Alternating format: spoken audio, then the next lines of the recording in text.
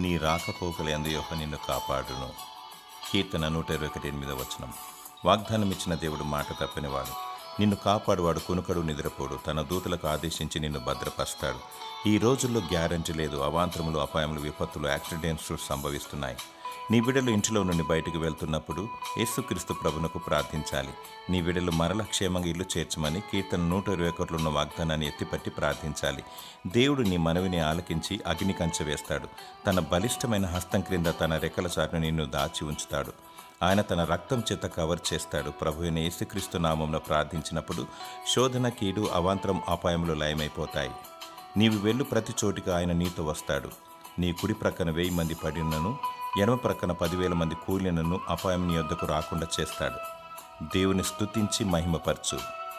దేవుడు నిత్యము నీ ప్రయాణంలో తోడుగా ఉండి నిన్ను భద్రపరచునుగాక. Amen, amen, amen.